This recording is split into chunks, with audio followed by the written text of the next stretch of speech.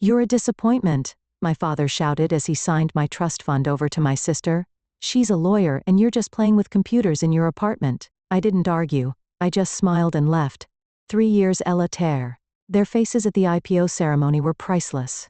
The mahogany walls of my father's study seemed to close in as he signed the final document with a flourish. The scratching of his Mont Blanc pen against paper felt like nails on a chalkboard. "There," he said, sliding the trust fund transfer papers across his desk. "It's done. All $2 million will go to Jennifer instead." My name is Emma Chin, and at 2008, I was being written off by my family for the last time. My sister Jennifer stood by the window trying to hide her triumphant smile as she watched our father disinherit me. "Emma," my mother sighed from her perch on the leather armchair, "if you just gone to law school like your sister, if you just applied yourself." "I did apply myself," I said quietly, watching my father's expression darken. "Just not to what you wanted. Playing with computers in your apartment isn't applying yourself," he snapped, standing up to tower over his desk. "Your sister may partner at Thompson & Mitchell 32. Meanwhile, you're what? Coding websites for small businesses living in that tiny apartment in the city." I could have told them then. Could have explained that what they saw as playing with computers was actually the development of an AI-driven financial technology platform that was about to revolutionize global markets. Could have mentioned the Series B funding meeting I had next week with venture capitalists who'd already valued my company at $300 million, but I didn't. I learned long ago that my family only saw what they wanted to see. "You're right," I said instead, standing up. "I'm clearly a disappointment. Jennifer deserves the money more than I do." Jennifer shifted uncomfortably by the window. For a moment, I caught a glimpse of the sister I used to know, the one who had shared ice cream with me after bad days at school, who'd helped me with my math homework before our parents' expectations had driven a wedge between us. "Emma," she started, but I held up a hand. "It's fine, Jen." "Really? Congratulations on making partner. You've earned this." As I walked toward the door, my mother called after me. "Will you at least join us for dinner?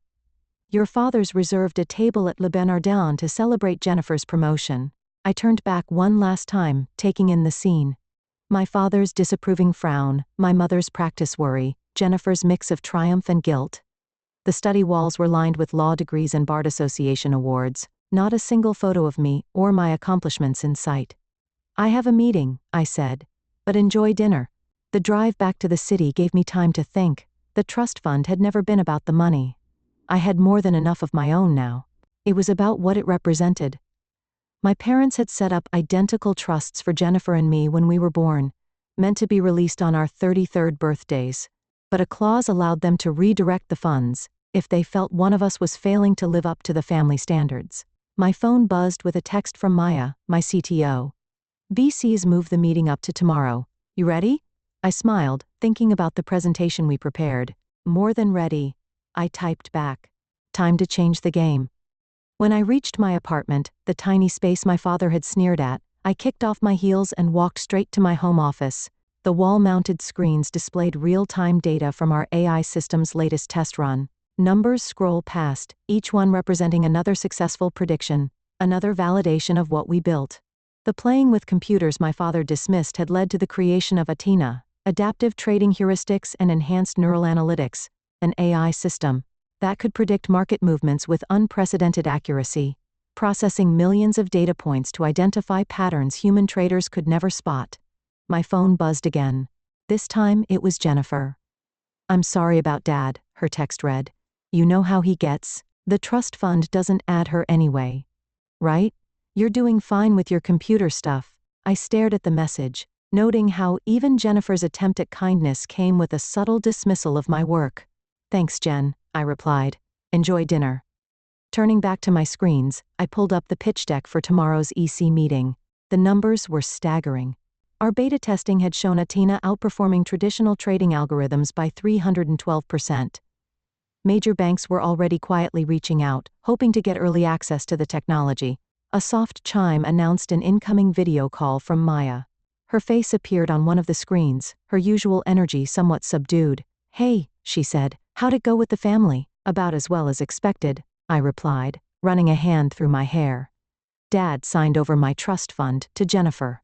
They're celebrating at Abernarden right now." Maya shook her head. "Their loss." You ready to show those VCs tomorrow what real success looks like? I pulled up another screen showing Athena's latest test results. Actually, I've been thinking, what if we don't take the VC money? Maya's eyes widened. What? Emma, we're talking about a $50 million investment at a $300 million valuation. That's small thinking, I interrupted. Look at these numbers, Maya. We don't need VC funding. We could go public within a year, maintain complete control, and I smiled thinking about my father's face at the IPO ceremony.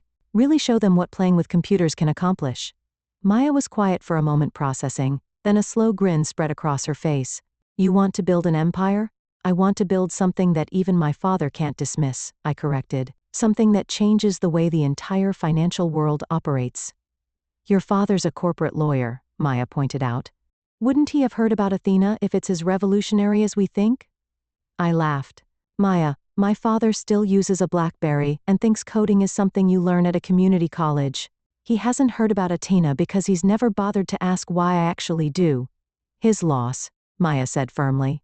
So what's the play? Cancel the VC meeting? I shook my head. An idea forming. No, we use it. But instead of seeking investment, we pitch partnerships, get them to open doors to their network of financial institutions. We don't need their money. We need their connections. 6 months after being disinherited, I stood in our new office space in downtown Manhattan, watching our team of engineers work on 8 in his final testing phase. The floor-to-ceiling windows offered a perfect view of the financial district, the same institutions that would soon be revolutionized by our technology. Emma, Maya called from her workstation, you need to see this. I walked over, coffee in hand, to look at her screen. The latest simulation results were beyond even our most optimistic projections. Athena wasn't just predicting market movements, it was identifying market-moving events before they happened. Is this accurate? I asked, leaning closer to study the data. Maya nodded, her eyes bright with excitement. Triple verified.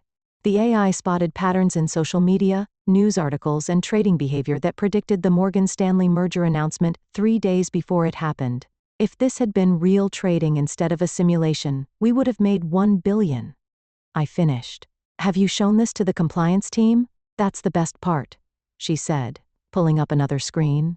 Everything's completely legal. Athena isn't using insider information.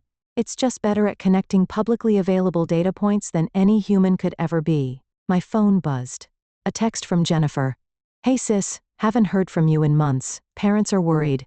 Dad says your phone number at the apartment is disconnected. I smiled slightly. Of course it was disconnected.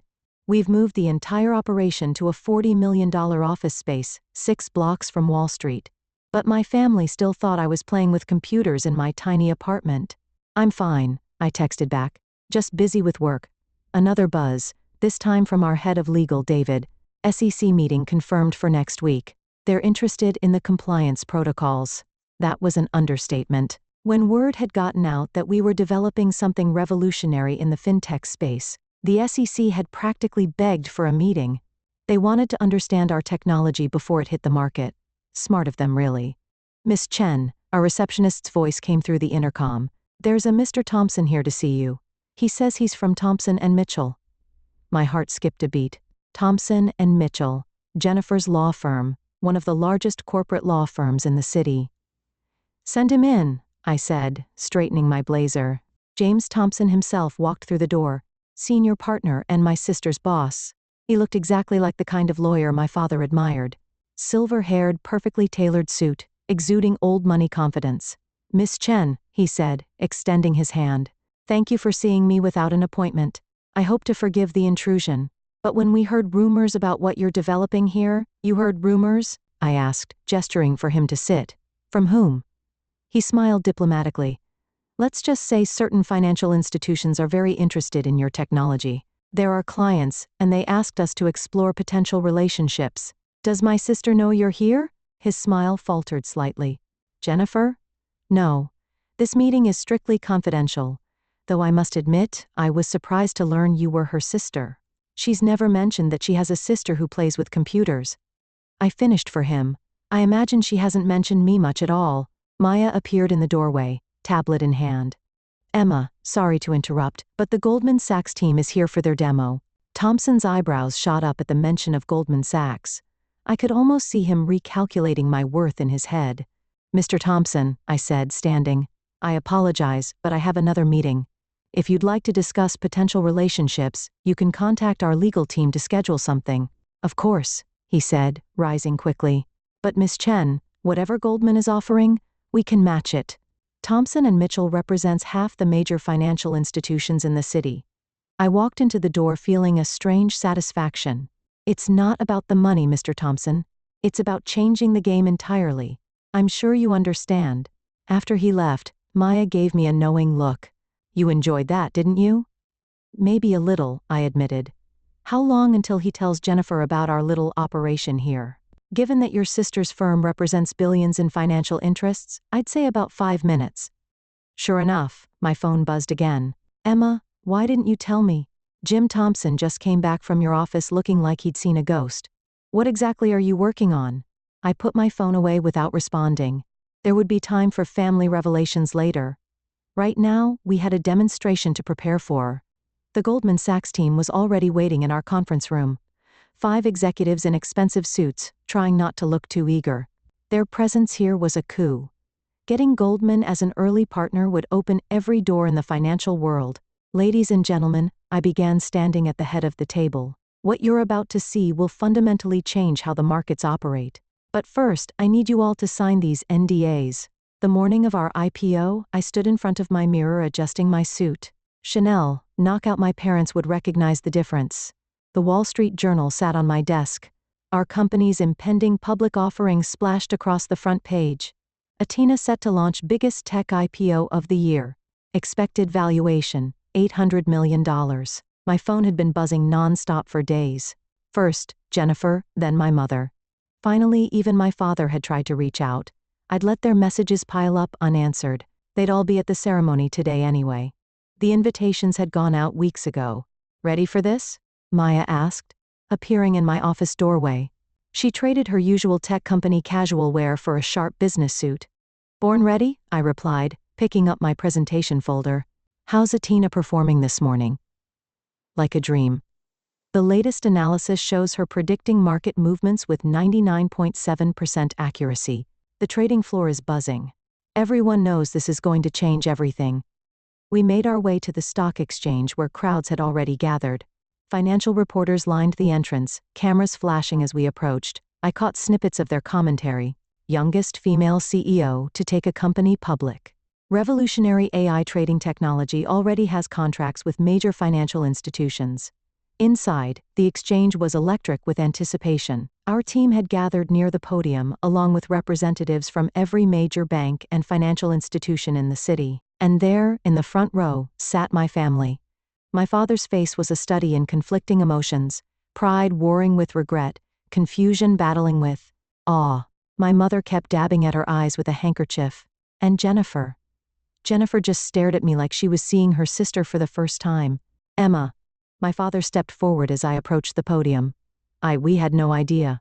"No," I said calmly. "You didn't because you never asked." Before he could respond, the exchange president called me to the stage. It was time to start the ceremony. "Ladies and gentlemen," I began, my voice carrying across the suddenly quiet trading floor. 3 years ago, I started coding a THENI in a tiny apartment. People called it playing with computers. They said I was wasting my potential. They couldn't see that I was building the future. My eyes met my father's as I continued. Today, a TENI processes more financial data in a second than all of Wall Street could analyze in a month. She predicts market movements with near-perfect accuracy, all while operating within strict ethical and legal guidelines. But more importantly, she represents what's possible when you believe in your vision, even when no one else does. The ceremony proceeded according to tradition: speeches, handshakes, the ringing of the bell. But the real moment came when our stock price appeared on the big board. The room erupted in cheers as the numbers soared past our projected opening. By lunch, my personal stake in the company was worth over $300 million, more than 100 times the trust fund my father had signed away. After the ceremony, my family approached hesitantly. Jennifer spoke first. "Emma, I'm so sorry," she said, her lawyer's composure cracking.